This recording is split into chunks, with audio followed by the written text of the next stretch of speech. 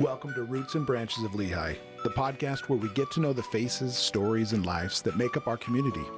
I'm Ryan Harding, and I started this podcast as a way for us all to connect with the people we live alongside. Growing up in a small town, I learned that connections go beyond blood. They're built through shared experiences, friendships, and the moments we celebrate together.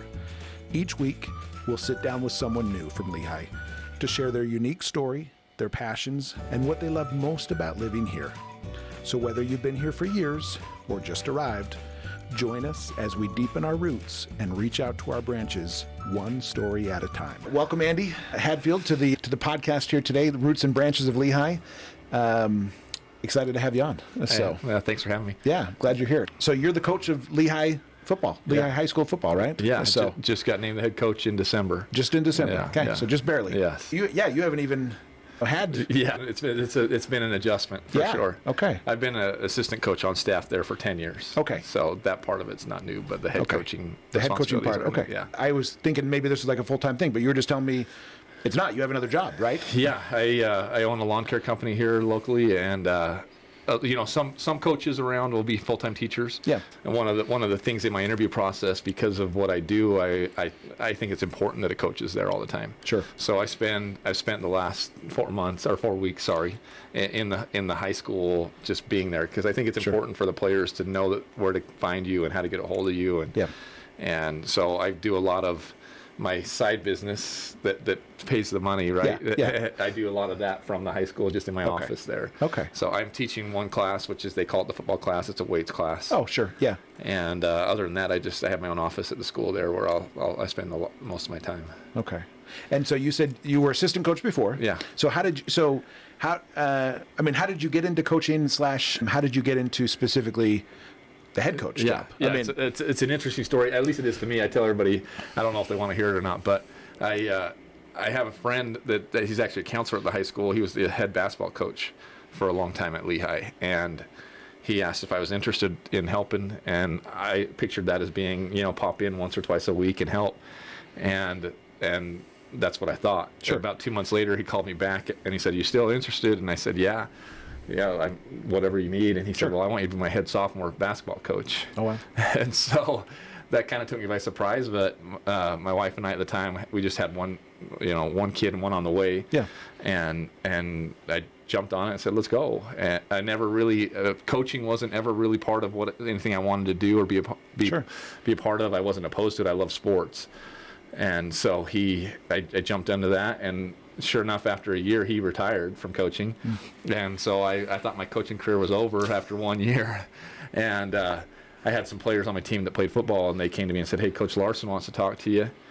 And I said, "Who's Coach Larson?" He said, "Well, he's the head football coach." So I went in, met with him, and I played college football. And he said, "I heard you played college football. Are you interested in coaching football?" And so I like, "Yeah, you know what, let's do this." I thought I was done.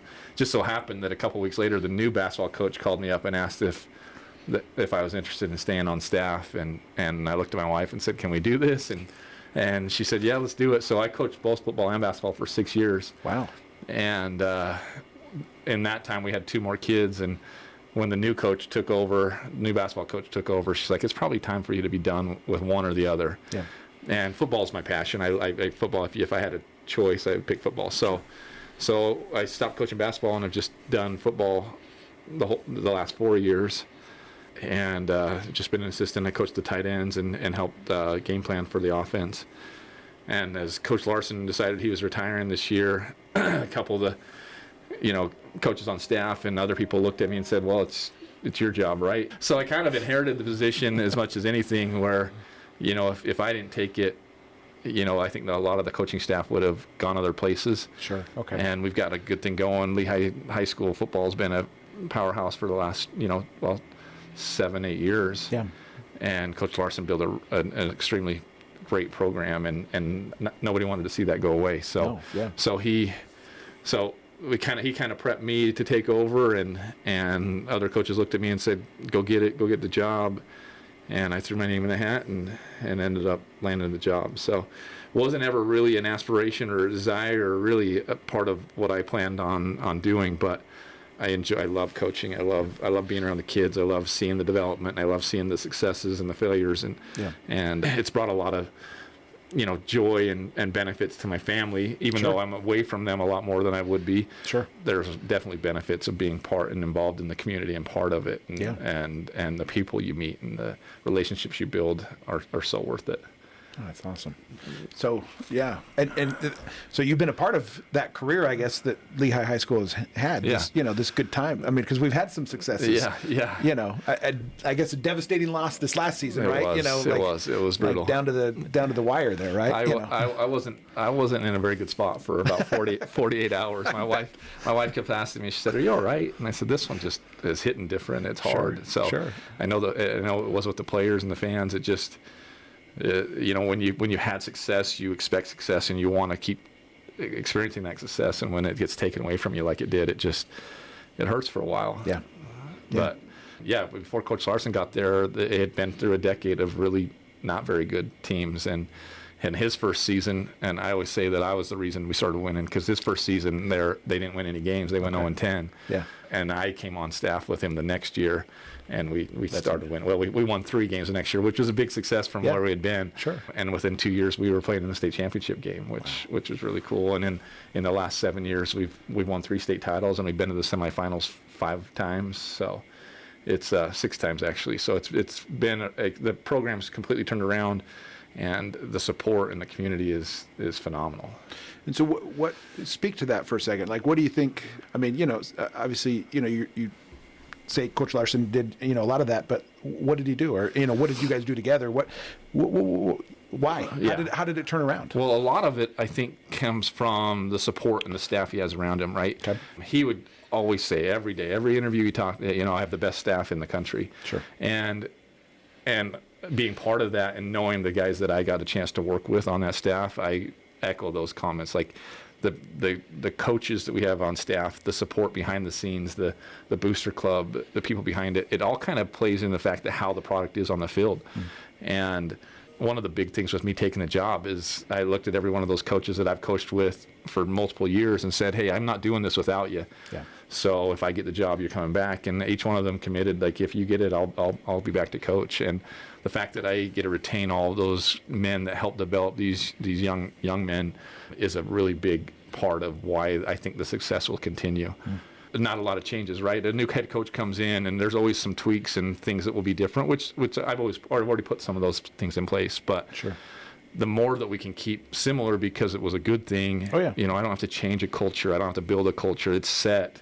It's just maintaining that, and then hopefully elevating it to the next level. One of my big selling points to the kids and to the administration was, I know Lehi's been one of the best football teams in the state. My goal is to be the best team in the state and essentially be a top-ranked team in the nation year after year. And I think we've got the product and the community and the people around us to be able to be part of that. That's awesome. Yeah. So how do you approach that, building that team culture, and stuff like that? Obviously with all the different athletes and stuff like that, how do you, what do you think's contributed to that team culture there? Yeah, part of it is having the right people in place. So, we come to practice prepared as a coaching staff. The practices are the same. It's not that the kids show up and are like, "Oh, what are we going to do for the next 6 minutes? What are we going to do for this time?" Practice is mapped out. Every coach knows where they're going, where they're supposed to be, and the kids follow along. So having the great leadership from coaches trickles down to the players. Then the players realize once they've been in the system a year or two, they're like, "Oh, this is what we do. This is how we do it." So just having that in place beforehand, and then eventually, I don't believe that championship teams are coach-led. The players essentially are the ones that are playing the game. The coaches are the ones that are preparing them for that. But you got to have players that end up taking over as those leaders, and they're the ones that are making sure that everybody's doing what they're supposed to be doing. So you got to come in with a heavy hammer at first, especially as a new head coach. The kids know me, and I think I was probably the nice coach, the one that didn't stir up anything, and I had to come in a little bit with a hammer and lay it down and say, "These are my rules. These are the things that we're changing. These are things that we're keeping the same," and stick to it. One of the big things with the rules is if you set them in place but don't deal out the punishments or the rewards for following them, then they just become words. So I gave the kids a couple weeks. I said, hey, these are the rules. I'll give you a couple weeks to get adjusted, and then here comes the hammer.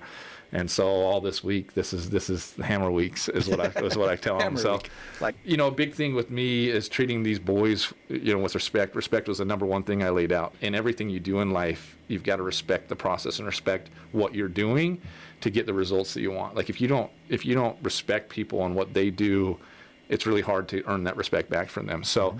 The game of football in general, I respect the game of football, what it does, and the lives it's changed in the process. Not everybody loves football. I love football. Sure. And I love what it teaches as much as just a sport alone. So respect the game, respect what we're doing in the process to get better every single day, and make sure, my slogan with them is be where you're supposed to be doing what you're supposed to be doing. And that's what I say to them every day. Like if you're at least where you're supposed to be and trying to be doing what you're doing, things will work out for you.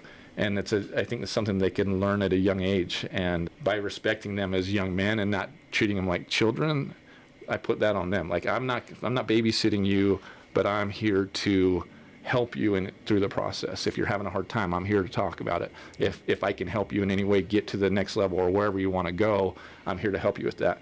So treating them as young men, that they can come to me as an adult and have that open communication. I think a lot of younger kids these days have a hard time communicating with adults. Yeah. And communication is vital. So one of the rules I put in place was an attendance rule.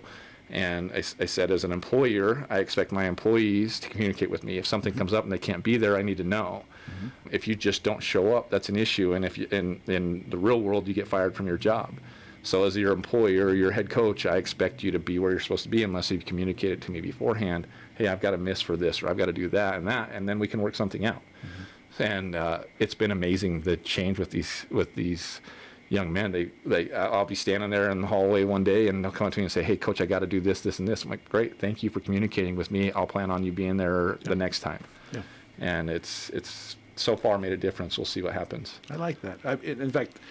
That was one of my questions, and maybe we'll go there. But obviously, there's a lot of ways to learn things in life, and you mentioned you love football, and obviously sports are one of the ways that kids learn things, right? Yeah. And so I guess what other ways do you think football specifically, and generally sports in general are helping young men and young women become better? Yeah. You know what I mean? Speak to that for a second. Great question. I don't think sports is the only way you learn it, right? Like everybody has their own thing. I do believe that everybody should have something they're passionate about that drives them. Like passion is huge. Yeah. And so whether that's sports or whether that's music or arts or anything, there should be something in your life that gets your heart beating a little bit more, that you put a little more heart or soul into to be better than the next at.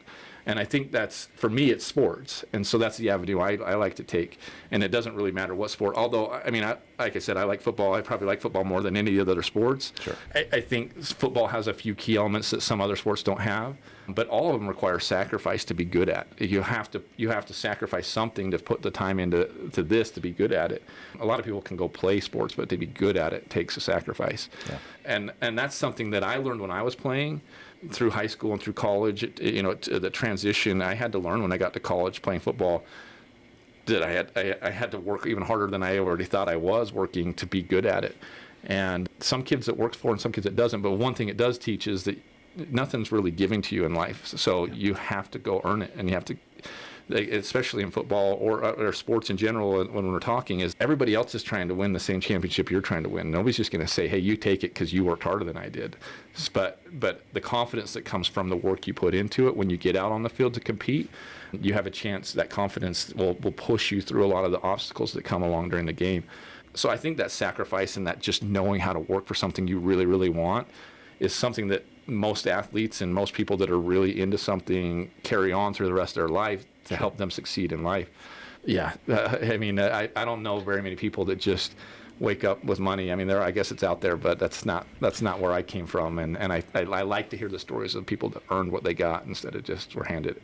Well, I think we live in a day and age where information comes easy, right? You type something in, you get an answer immediately, right? And so I think, fast food, different things like that, right? Everything's instant, right? We have instant gratification, but I think to your point, sports and I like that you're saying, hey, it's not just sports. There's a lot of things, but the sacrifice principle, I think, is really an important principle there, right? I mean, because obviously, if you want something, it's going to take effort. Yeah. It's going to take some sacrifice, essentially, to be able to achieve that, right? I mean, when I've talked to kids too, younger age kids. I've had people come and ask me to speak to them, and I'm never really quite sure what I'm going to say, but one of the things that sports taught me was to strive to be the best. Okay. And I take that in everything I do. When I started my business, I wanted to be the best.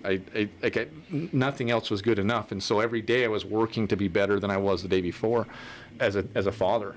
I want my kids to say, my dad is the very best dad out there. Not because I want them to say that, but I want them to actually think that, right? And I'll do everything I can to be the best dad. Do I make mistakes? Yeah, all the time. But I give my heart and soul to my kids. And so I feel like I learned those lessons through sports, because when I stepped on that field or that court or whatever I was doing, I wanted to be better than the guy against me. I wanted to compete, and I wanted to win. So competition in things, I think, brings out, there's obviously bad that brings out, but I think competition drives us to be better. And every day in my life, I'm striving to be better than I was before. Now with this new position as a head coach, I've got some big shoes to fill. Coach Larson did a phenomenal job and really is a legend forever through Lehi sports. And my job's to be better than he is. And that's the plan. I'm going to be better than he was. Yeah. It's not going to be easy, and it's going to take some time to get to that spot. But I'm not going to let him go out as being better than I was, because I'm going to give it everything I've got to take that over. Well, and let me add something to that too, I guess, because you're trying to be the best dad for your kids. My guess is you would probably want them to be an even better dad than you were, right? Yeah. I mean, so to that point, you may be a better coach than him, but it's because you're building on his shoulders too, right? Yeah, so good point. I mean, really good point. Like hopefully you set the ground rule for somebody following behind you to be better than you, right? Yeah. And I'm sure Coach Larson would say the same thing. Like I'm sure he hopes I have more success than he did. Of course. Right.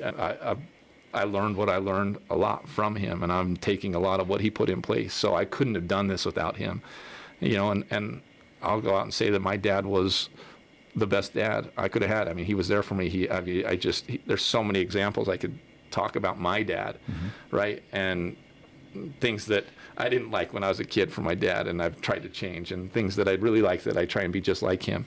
And again, it's just that constant growth of trying to be better, and hopefully you've got that ground rule in place, or the ground rules in place, that you know what to follow, and there's a platform out there for you to follow. I like that.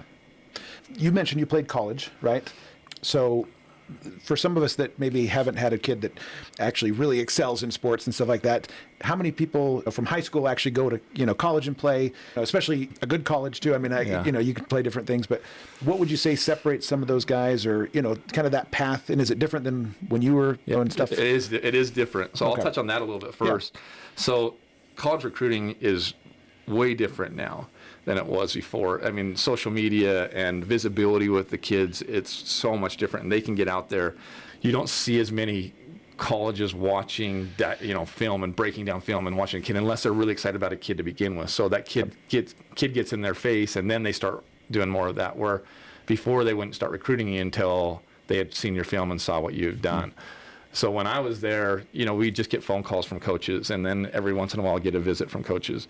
The recruiting process was really fun as a kid. I grew up in a household with not very much money. We didn't travel a whole lot. We got to go to McDonald's once a year. That was kind of what, and I think a lot of us off the dollar menu grew up. Right? A lot of us grew up in that era where you just didn't go to fast food and spend the money like people do now. Now, I mean, yesterday, I had 10 different colleges come through the high school and already know the kids and know who they want to talk to, and official visits and unofficial visits a lot different. So there's some things that they look for that are out of kids' control, God-given, like size, especially in a sport like football. These coaches, when they come through, what they're doing is sizing them up. They want to look, they want to see how big are they really? Are they that tall? Are they that big? And if they pass the eye test, then they take it to the next level. Then they start watching film, and then want to see their track times and how fast they can run. A lot of that was just we put it on paper and sent it out when I was going to college. But yeah, the level of athlete now is just like everything else, has just increased. These high school kids are so good. They're so talented. They put so much time into it. Where when I was playing, we went from one sport to another, and then after football season was over, I didn't play football again until the next football season. And that doesn't happen anymore. These kids are playing year round and just excelling. I like the multi-sport athlete. I think it teaches them a lot of things. There's things that baseball and basketball can teach that football can't teach. Sure. So I try and push those kids to do that. But the problem is, go ahead and go play basketball, but you still have to do all this football stuff too. So these kids are pushed really hard now. They've got to really want it to go to that next level. And then even if you really, really want it, you still need God-given ability to have the size and the speed to be able to do it. Yeah. And there are some people that excel that don't necessarily have all of the God-given stuff, and how those people get found, I'm not quite sure. Because it's all you gotta fit these measurables. But it helps being on a team like Lehigh with a lot of good other players, because it's a good way to get noticed. We'll have coaches out at our spring football practices, looking at one guy, and then all of a sudden another guy stands out to him, and they're like, oh, well, wait about who's that guy that might not have gotten seen, but now he gets seen. So having a program like we have with such great talent and great athletes, it just elevates everybody else around them and gives them all a chance to maybe go play the next level. I like that. Well, so it sounds like, obviously sports, and I guess you've seen that with the Olympics, times are improving all the time, right? People are getting faster, better, and stuff like that. So, which is obviously a good thing, right? I mean, we want that to happen. So let me speak to the other side of that, I guess, because we talk about how important sports are. I know sometimes I have children myself, and I would consider my children average sports, not super excelling and stuff like that. So how, and not that you have any control over this, but how do we help those kids too, I guess, to have the benefits that sports has, but where they're like, hey, I'm not as into whatever sport that is. Yeah. But because I also like academics, I like music or whatever, how do we help those kids, I guess, too? Yeah, I think with everything, there's got to be some balance. Even the kids that are really good and have an opportunity to go play need to still go to school, need an education. Sure. So there's a balance in finding that with everybody. Not everybody's going to excel at a sport, but I think everybody can benefit from the sport or anything, that they put their mind, their heart and soul into. Some of the best players that I've coached in the last 10 years didn't play a whole lot. Best physically, maybe not, but just like that I connected with the best. I knew they wanted to play. I knew they had put a lot of time in like everybody else, and they wanted to play. There just was a kid ahead of them that was better. And I connect with those kids and try to, I don't want them to give up. So I've built relationships with them, and like I said, some of my closest relationships with players that I've coached are players that never really saw the field. But they showed up every day. They still practiced. They still sacrificed to be there and worked hard, and they got better. Just playing time and stats and college recruiting doesn't mean that the season was a success. The effort you put in there, right? It's a story of you're working out. Like the workout process, the end goal is what you want, but it's actually the process that makes you what you are. And so the process of going to practice every day, of putting your heart and soul into something, whether you get the results that you think you need out of them or not, the process is what makes you who you are that day. So I've seen, I've put my arm around some of them that are, defeated because they're not playing, and said, listen, this is just going to teach you to be a better person. You're going to be a successful person in life because you put in the heart and effort and didn't see the results that you wanted, but you didn't quit. And that's such a good teaching point that I've tried to take advantage of with my players, to make sure that it's not only results driven, it's the process driven. Pushing the rock up the mountain, is great, but is it really only worth something if you get to the top of the mountain, or is the process of pushing it up there is what making you a stronger person? Which obviously is going to play out in other aspects of their life, whatever career they do, if they have a family. I would assume that, I played sports in high school. I was like my kids, average, right? I played in high school, but I was okay, right? It probably helped that it was a smaller town. So, but my point is that I did learn a lot of things from sports. Yeah. Losing, winning, the amount of effort, all the running we have to do and different things, all these things do add up, and they're hard, right? Yeah. But you have to triumph over that. And I like your attitude towards it. Well, and you probably don't look back at every day and say, this is a direct relationship from the sports, but you're the person you are because of it, right? Like everything that we do in life creates who we are as a person, and those instances, especially as a teenager, have such an impact on who you are as you get older, that I don't think back to my playing time and think, yeah, I'm good at this because of that. It's not a direct correlation, but I do know that a lot of my passions and my desires and the person that I am is because of what I went through to try and be the best at what I was doing. So yeah, I don't look back and say I'm good at this because I did that, but I do know that sports in general shaped me into who I am today, for sure. Yeah, that makes sense. So, and it doesn't matter whether you're great or average or below average. Again, it goes back to find something that you really want to excel at and go chase it. And the result shouldn't be why you're doing it. It should be the process of what you're doing. And sometimes that can get hard, right? When you're running and about to throw up and had enough of waking up at 6 a.m. to go to the gym and put everything you got into it. That's the process that you got to learn to enjoy, which is really hard to do. Yeah. But the ones that figure that out, I think, end up having a more successful life as they grow up, and no matter what it is that they're doing. Well, to that point, I mean, from a business standpoint, you pay people that are good at something probably better than you, and that's why you pay them. So we want people to excel at whatever their passions are, right? To get really good at it, and that's why, I want you to help, XYZ, do whatever it is. Yeah, that's really why we start businesses, or if you own a business, or why you go to work. If I'm an employee as an assistant coach, I wanted to be the best assistant coach on staff. Yeah. And it didn't have anything to do with money. We all got paid the same. Sure. But it had everything to do with I want people to know that I'm putting my heart and soul into it. And without telling them, hey, I'm putting my heart and soul into it, it comes across as something that is outwardly shown because of who you are. Yeah. And that's the same with business. Yeah, every time you're looking for a business, we all, especially the service industry, we're looking at people that are going to give us the best service. Yeah. So. I like that. And I like your attitude towards, you say be the best.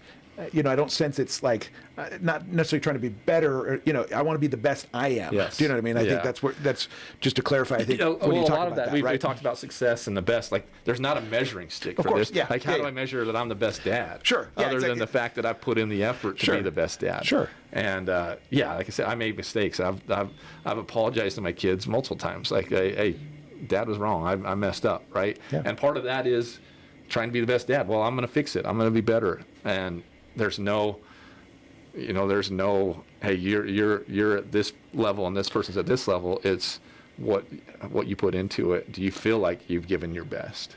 Well, and even just apologizing to your kids, saying, hey, I messed up there.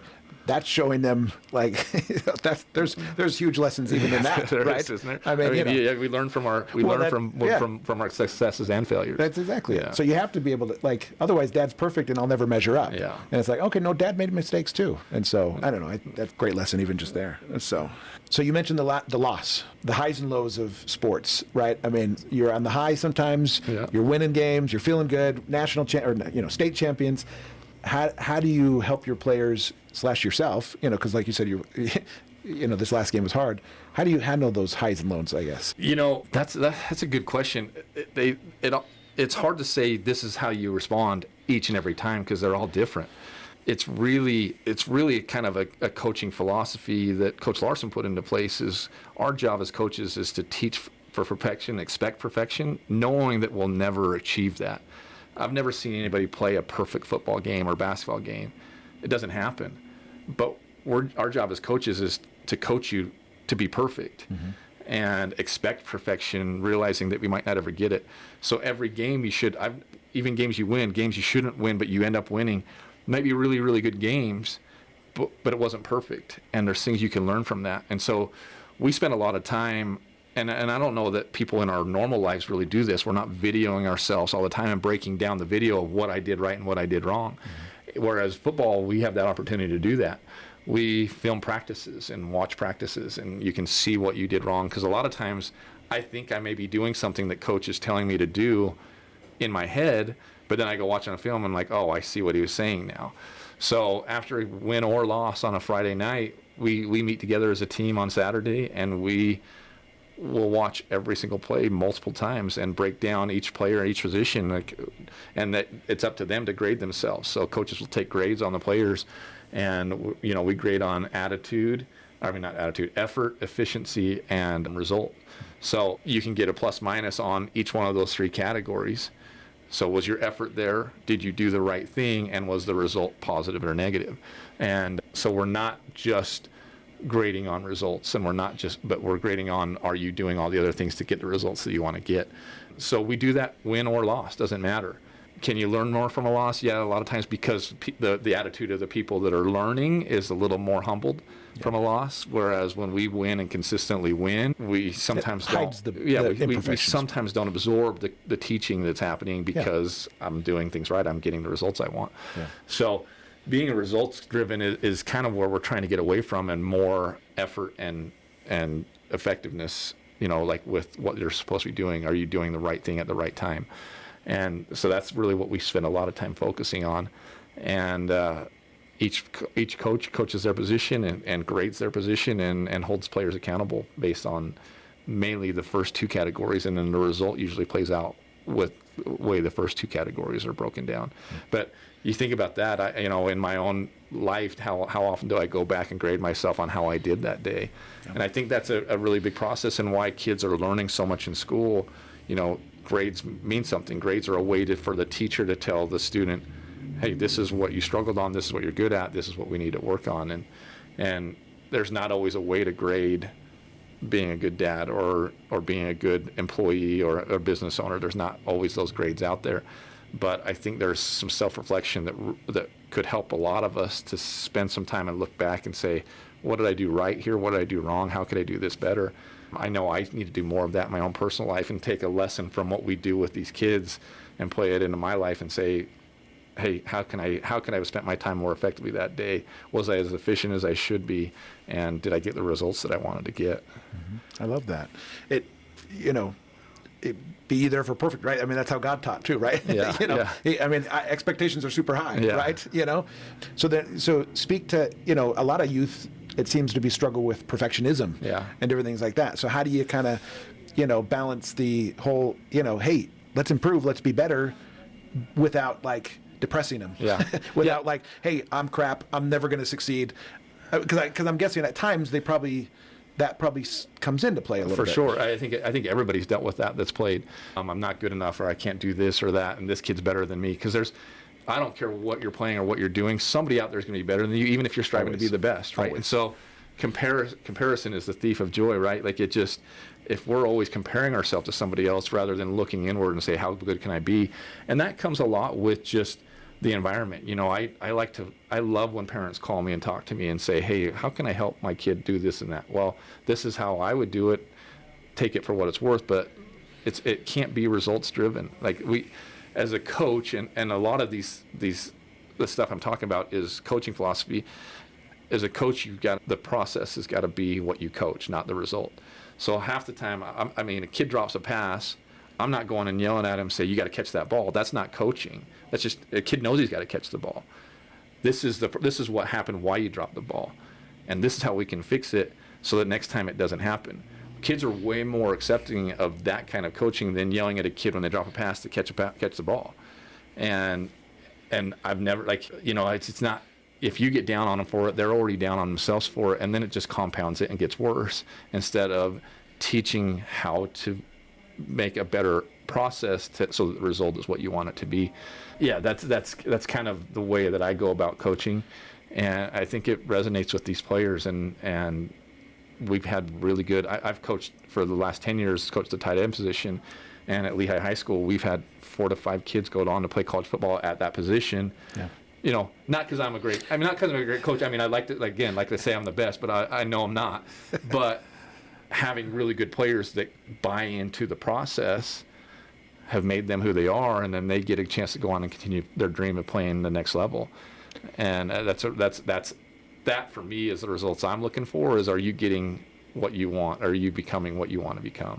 I like that you have that teaching approach, even though you're not a teacher, right? By profession, I guess, but you are a teacher actually. But because as opposed to just yelling at somebody, hey, do better, it was like, well, if they knew how to do better, they would. It doesn't work. It doesn't work. So, I think that's a lot of things. We get mad at a lot of people for a lot of things, and it's like, well, most of it's ignorance, right? It's just, I don't know how to be better. I don't know how to do whatever that thing is better. And so the teaching principle, I think, I love that. Because people tend to want it, like you said, are down on themselves. They want to be better. Yeah.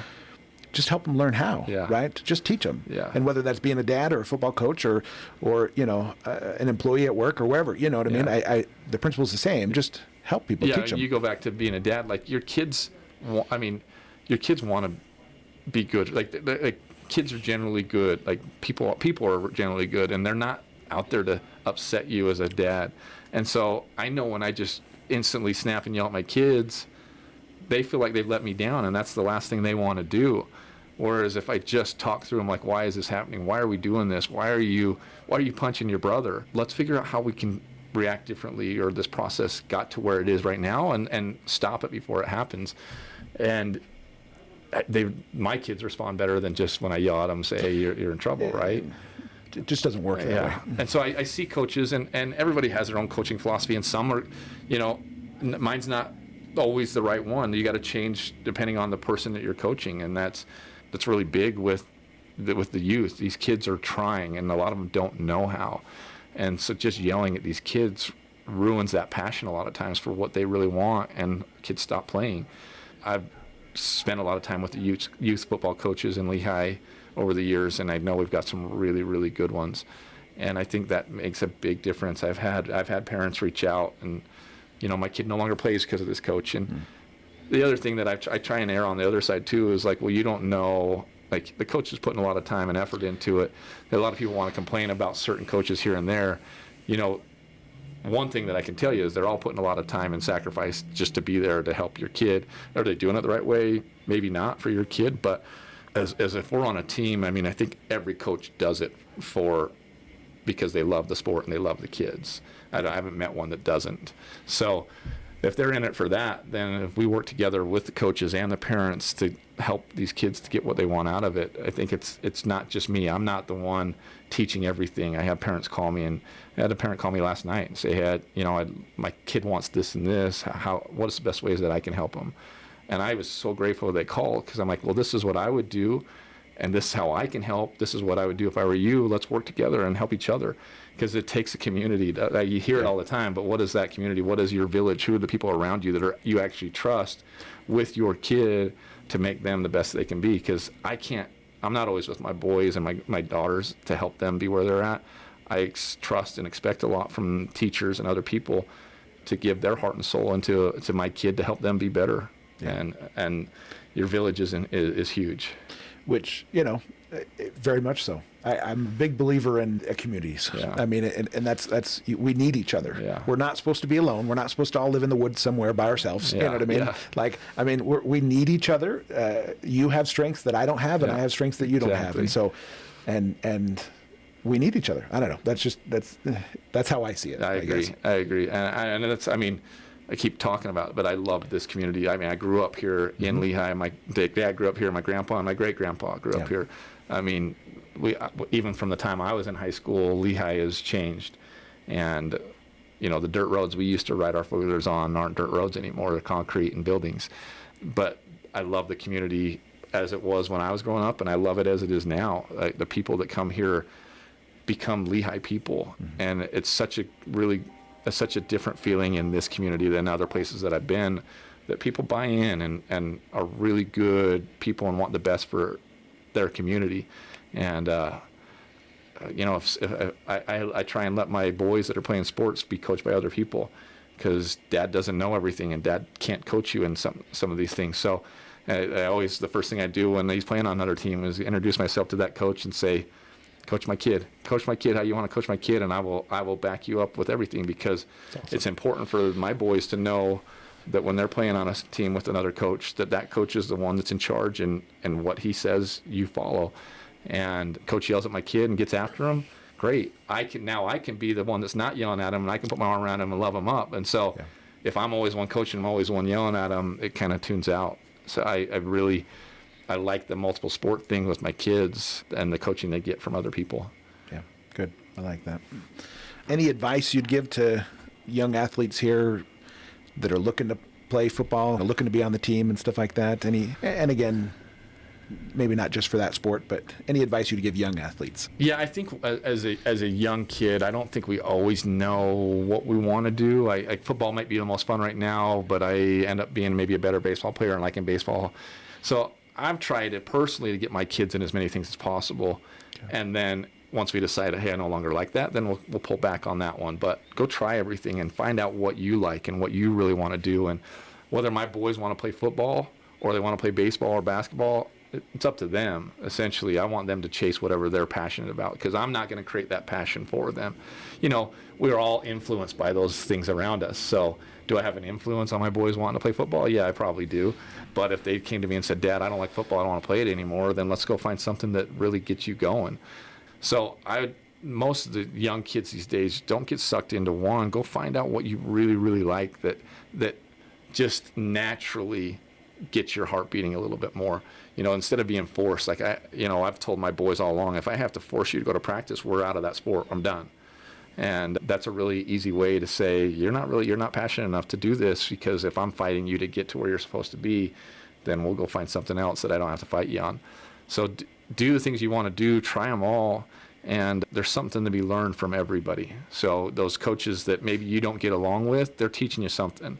That you don't necessarily agree with, they're teaching you something. And I'd recommend to parents, support those coaches, whether you agree with their way they're doing it or not. Support them, and then you can either be on their side or you can be the one that picks up the pieces. Either way, we're learning something. So be passionate about something, put your heart and soul into it. Half effort's never going to get you where you want to go in anything. So I think one of my big other teaching points we haven't really touched on is being present. So whatever it is that you're doing at that moment, be present in that moment. When I'm dad mode, I turn off the cell phone and the football stuff, and it's dad time, right? If you're a religious person and you're at church, be involved in the church, be passionate about that, and be present where you're at. It's hard these days with cell phones and with people to be able to get in contact with you all the time, to be present where you're at all the time. And I'm not perfect at it. I'm sure my wife would differ that I'm on my phone more than I should be, but wherever we're at, be present there and be doing what you're doing at that moment, so that you can give it everything you've got. I think that's a really big point. If you're a student and you're in class, be present in class. You may be dreaming about the Disneyland vacation or the practice or the sport you're going to play afterwards, but be present and give that teacher everything and learn something from them. And then when you're at practice or you're at Disneyland, enjoy those moments, right? I've spent my life, not everything's been roses, right? But I do hold I like to vacation, I like to travel. And so I have those things planned out, and I hold those over when things aren't great, that I have something to look forward to, but looking forward every day. One thing we didn't touch on, and maybe this is way off topic, is my daughter, when she was 4 years old, was diagnosed with cancer and went through 2 years of treatment. And that's shaped me more than anything. You learn from those things a lot, but it changed looking forward to a lot of things to living day to day, because you never know what the next day brought. If we had a vacation plan and she got a fever, well, guess what? We were spending 48 hours in the hospital. So the vacation's just out the window. So you learn to celebrate those highs and get through the lows. And she taught me so much through that process that helped me to just enjoy the fact that I get to get up today and go do something that I love to do. When that gets taken away from you, you realize how important it is. I wish there was another way, but you're exactly right. When things are taken away from you, that's when you appreciate it. Yes. I wish there was another way. That's what I've said all along too. I don't want to go through that again to learn anything. Of course not. But so try and learn more so that God doesn't have to throw one of those things at you. Yeah, you're like, let me soak it in, because I don't want to learn this lesson again, right? Yeah. I like that. I like that a lot, and I like that a lot. I want to go back to, you said, we talk about sports people getting more and more refined, more and more better and stuff like that. But, you mentioned have them experiment with a lot of things, right? Because I know sometimes a parent might think, hey, I want my kid to be a football star, and so I'm going to start them at age 3. Yeah. It sounds like you're actually a little different, saying, no, hey, have them experiment, because first of all, they may not like football. Yeah. You may want that, but they don't. Yeah. And they may not have the size to play it. And they may not have the size. Like we talked about earlier, there's a lot of things these college coaches are looking at. I might really want to play football, but I'm 5'5" and 150 pounds. I don't care how good you are, these coaches are going to look past you. So you never really know. I'm telling you, I've never seen a 3, 6, 9-year-old get college scholarships. And I think a lot of times as parents, we put pressure on our kids that my kid's got to be the best. Like, it's a direct reflection of me as a parent if my kid's a really good football player. Sure. Which isn't the case. And changing that mindset as a parent, I think, helps fix that. You know, as a football coach at Lehi High School, I don't know even the 7th graders that are coming up or the 9th graders. My job's to coach the kids that I have right there, and I'm not paying attention to whether your kid's on the A team, B team, or C team. It doesn't matter to me. What matters is when I get to see them and I'm coaching them, the effort and the attitude and the efficiency that they have when I'm coaching them. So their kid being the best at 6 years old doesn't translate to them being the best as a high school kid. So go experiment, go enjoy those things, and find out what they really like. Because you don't want to be, as a parent, when they're in high school, pushing them to go to practice and stay after and put in the extra work that is needed. So the other thing that I don't love about specializing in one sport is you use the same muscle group all the time. You know, baseball, in my opinion, is the best sport for teaching mental preparedness, because between every single pitch, you got to know what do I do if the ball's hit here? What do I do if the ball's hit to me? Where am I going? So between every pitch, it's mentally clocking in. Whereas football, it's a read and react. I'm reacting all the time. So you do have to think through things and what I'm supposed to be doing, but it's a read and react sport. So physicality and the aggression you get from football you don't get as much in baseball, but the mental side of it you get from baseball. So playing these other sports helps. I know my boy, he's not a great basketball player. We just don't push basketball a whole lot. But when I go put him in junior jazz, he's more aggressive, which is a 10-year-old. That translates because he's been playing football, and so he's aggressive to go get the ball, whereas another kid that might be a better basketball player backs off a little bit and isn't as aggressive. So every sport teaches them something to be good at another sport, and then you're just using different muscle groups and mental capacity in these sports that help you to be a better player. And I don't think that happens if you're a one-sport kid. You know, it does. It's eventually you're going to have to go to 1 or 2 sports or 3 sports. It's hard to do more than that. You know, by the time you get in high school, there's so much required of these kids that I don't know how you play more than 2 or 3. Sure. But as a young kid, you shouldn't be just playing one. And I would assume that logic applies to music, academics, arts, all those different things, right? Yeah, we're talking sports, but it doesn't really matter what it is you're doing, right? You know, and I'm not gifted musically at all. I'd love to. I love music. I love listening to music, but you know, people tell me not to sing and put down you know, I can't touch a piano. I might know how to find C, but that's about it. So, you know, and I cannot draw anything. My wife is so talented that way. I watch her and I'm like, I couldn't do that. I honestly just can't do it. And it's so hard for me. And some things came easy. I was blessed with some God-given size that benefited me in playing sports.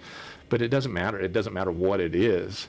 We should be well-rounded and know a little bit. I mean, I probably should know more about music, but whatever field it is, you know, whether it's the cello, the guitar, the piano, like, you're going to be a better piano player, I'm sure of it, if you know how to play the guitar. I know, the little I know about music, you know, piano is the basis for a lot of it. You know, most of your guitar players learn to play the piano, and that's how they're able to read the music, because they learn it by playing the piano. So I'm certain that in that field it's the same, where I'm better if I'm a well-rounded musician than I am just knowing how to play one instrument.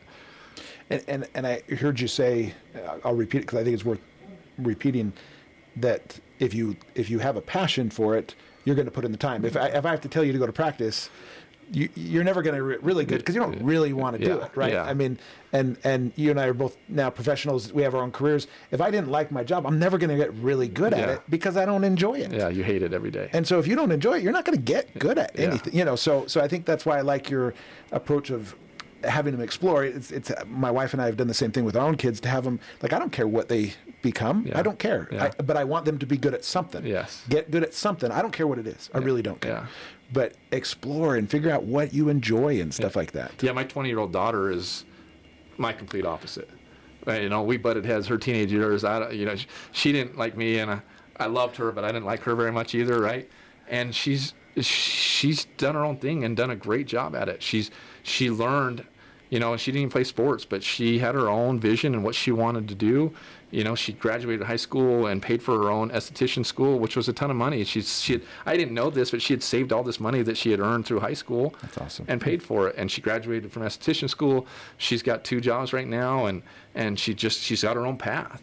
But she's working hard to be the best at that, and she really has things that she loves to do. Doesn't make sense to me, but it's what she loves, and so I support her in that and think it's awesome. Love that. Yeah. And I think that's one of the jobs of a parent is you know, hey kid, let's help you discover your talents, whatever those are. Yeah. Again, and we all have our own egos, and we want, sure, a head football coach would be great if all my kids were awesome at sports. I mean, that'd be the ideal, right? You know, it's the you know, but that's part of your job as a dad is, hey, I want you to have wings to fly in whatever area that is. And if you don't let them experience that, how do you ever really know what you love, right? Well, you have to give them experiences, right? And I think that's one of your jobs as a parent is to get them involved in different things. Yeah, and then help them, guide them, right? That's the other part of it is we all have influence over their decisions that they do make, whether we like it or not. So let them experience different things. And do I think 6-year-olds, 10-year-olds make the best decisions? No, obviously that's why we're parents. So then helping them guide them in the right direction to be able to accomplish what they've decided they want to go after. Yes, there is still some shepherding or, still some, I mean, yes, it's not, hey, good luck, right? No, again, there is, yes. And again, that's a balance, right? Yeah. So, Andy, this has been great. Is there anything we haven't hit on that you wanted to touch on? No, I mean, I don't know if you, like, sitting here with me, if you can feel the passion that I have, but I try and talk that way about it, right? Like I'm passionate about Lehi. I'm passionate about football and Lehi High School and the community that I live in. I like to be involved and try and do a lot of things. A lot of my buddies I hang out with are like, can you say no to anybody, right? Because I just I help coach my boys' youth teams, and my wife's the coach of my daughter's cheerleading team, and we just try and get involved. And everybody, you know, I think it's kind of their knock on me, like, hey, you're never here, you can never hang out, you never have any free time. But the benefits that I get out of being involved and meeting people, or, you know, and conversations like this, like, it's fun to be able to share the things that I'm passionate about with others and help instill that passion in somebody else. So, you know, hopefully that makes a difference in somebody else's life. And I know with coaching, that's what I get with my business. You know, I can help people's grass be green and weed free, but it's not the same results you get from seeing somebody reach their potential and chase the goals that they have and succeed with that. So there's a lot of days that maybe I want to sit home and not go do what I've committed to do, but every time when you go do it, the benefit you get from it is so overwhelming that's why I do what I do, and my wife does what she does, and we support each other and in the busyness. You know, some mornings we wake up and say see you later, and we don't see each other till it's the end of the day. And, you know, we're going to bed, but we both signed up for that and understand it and appreciate what each other's doing and support each other in what their passions are in life. And I think the more of that we get involved with supporting each other and pushing each other, it just elevates everybody around you to be better. Love that. Sounds like you got a good wife then, too. Yeah, I don't know if many would put up with the amount of irons I've got in the fire. Sure. She's been super supportive. And I think you speak to, obviously, you know, there's a community podcast, right? You know, you're a good example of, hey, there's a lot of joy that comes from being involved, right? You know, and obviously you have to balance, and you don't want to be running faster than you have strength, you know, kind of thing. Yeah. But obviously, it is good to be doing things and to be involved. And I think, actually, to your point on muscles, you know, your job probably exercises different muscles than your coaching job, right? And so sometimes, you know, or church job or different things like that, you know, sometimes it just helps to use different muscles for a second, you know, and so then it doesn't wear you out as much, I guess. Yeah, that's a really good point, actually. Like my brain and my mentality completely changes when I go from coaching to running my business, and I have different personalities with each one of them. Some of them, I'm the, you know, when I'm hanging out with my buddies, I'm the laid back, easygoing guy. When I'm the head coach, I've got to have that A personality that, you know, I'm laying down the law and this is what we're doing. And it's different to be able, and it's nice to be able to use those different parts of our brain and our personalities, so we're not just stuck in one mode all the time. Yeah, I think that's a good point. Yeah. Okay. Well, Andy, I've loved having you on here. Thank you. Love what you're doing at Lehi High School. It sounds like I wish my kids played football. There's other great coaches and teachers. Yes, no, I'm sure there are. So, but it sounds like you're doing good. Any predictions for the next season? Well, we should have a good team. A great question. Potential to me is a really bad word. Sure. Because it's you haven't achieved or earned any of it. So we have a lot of potential, and hopefully that fires the kids up when I tell them that the potential's not a good word. Yeah. We should be good. The program's turned over from Coach Larson to a good spot, and I've learned from other coaches that have come through and talked to me, staying where you're at isn't good enough. That means you're not progressing. So True. Where we've been, I'm hoping to elevate it and take it to even a higher level, and that's the goal. I'd imagine we're one of the top teams in the state again next year. There are other really good programs, and the state of Utah as far as football, and that's kind of what I know. The state of Utah high school football has elevated so much in the last 10 years. You can see it with the amount of Division I scholarship offers to kids in Utah. It's good. The talent around here is phenomenal, and sometimes my wife will say to me, we got to go move to a small town. It's not as, because you're right, it is easier to do all these other things and play sports when you're not in such a competitive environment. Yeah. But the thing it does is it does elevate everybody around you. So even the kids that are second, third string kids here may be way better than a kid that's a first string at a smaller school, and maybe learn more without being on the field eventually in their life that helps them succeed. So yeah, I think we're going to have a great team, got a great staff, support staff, and the administration at Lehi High School is behind us and realizes the importance that a good football program has with the whole school spirit and the involvement with the students. So it's nice. I'm in a nice spot. Good. Thanks, Andy. Thanks for coming on. Yeah, I appreciate you having me. Thank you for joining us on Roots and Branches of Lehi. I hope today's story helped you feel a little more connected to the people who make up our community. Remember, every person here has a unique story, and together, we're what makes Lehi feel like home. If you know someone who would be a great fit for this podcast, please fill out the form in the show notes so we can reach out and schedule an interview. We'd love to hear from you.